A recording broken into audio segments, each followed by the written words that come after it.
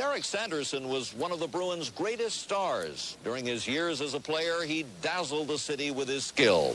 But Derek Sanderson's life off the ice has a deeper meaning for us all.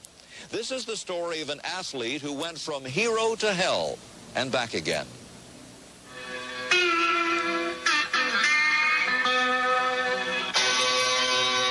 I go to sleep. I just go. I go till I collapse. And sometimes I collapse, and it's 8 o'clock at night, and it's hockey time. It's time to play the game, and I'm collapsed. I'm happier now. Much happier now. Broken, crippled than I was rich and using. There's no doubt about that. Hotshot hockey player Derek "Turk" Sanderson hits bottom after reaching the top of his sport. A Rookie of the Year in 1968 with a championship Boston Bruins team in a fanatic hockey town, Sanderson seems to have it all.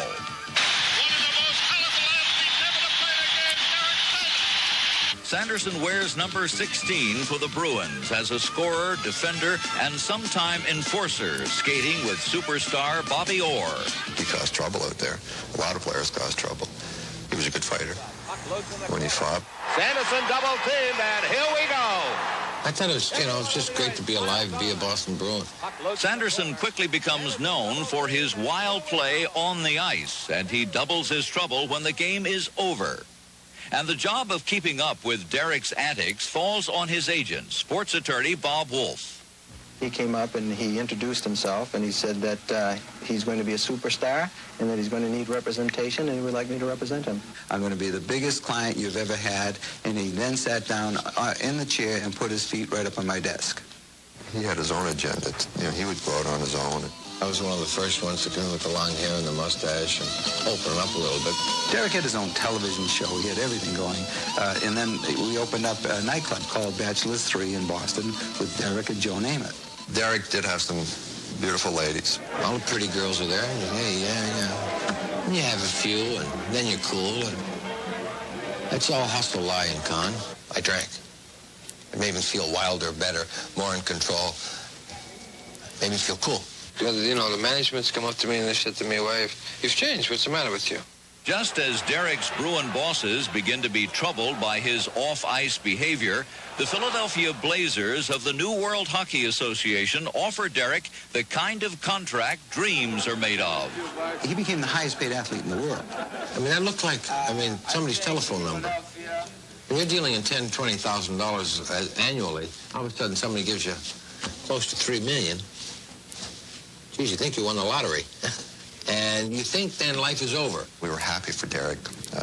We were just hoping that things worked out for him, and that he'd be okay. But it's a lot of money for any professional athlete. How I handled the money? I bought the world a drink, and everyone showed up. One bought a Rolls Royce. I never wanted a Rolls Royce and flying in the air. Bought a horse ranch. Didn't need that either. Didn't even ride horses. Sanderson plays only 8 games with Philadelphia before he is bought out of his contract. The split is caused by injuries to Derek's back and a perceived attitude problem. By now, Derek has long since added drugs to his heavy drinking. Social drinkers like the taste. I drank for the effect. I drank for the feeling. I drank to get drunk. 30 years old, getting on over the hill. The twilight of a mediocre career. We didn't see it. We just kept going along with it, and then Derek went over the edge, and he just didn't recover for many, many years. By 1978, Sanderson's hockey career ends after skating unimpressively for the most part with 5 teams in 6 years. Derek squanders all his riches, sinking deeper into drugs and alcohol. So belligerent, and the unreasonable resentments, and the animosity, and the violence, and the hurting, and I hurt a lot of people along the way that I'm truly sorry for. There was a period of years where he would, start looking pretty good, be acting fine, and he was telling us he's fine, but he wasn't. He was sneaking around here and there. Well, I was suicidal. I wanted to die. I didn't want to live. Didn't know how to live. There were days that he would call me and say, Bob, I just want to let you know it's 9 o'clock in the morning. I'll be dead by 4 o'clock this afternoon because I intend to take my life. I think the lowest moment is the first moment you realize you can't stop, that you need it. It takes 20 failed trips to detox before Derek can successfully stop it. Finally able to control his life after 10 years of abuse, Derek opens up his heart and soul to counsel youngsters on drugs and alcohol.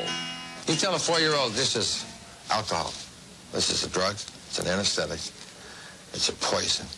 If you're going to use someone as a model to show what can be done with all the people that are in there at AA and CA and fighting for their lives, look at Derek Sanderson. It can be done. You can come back.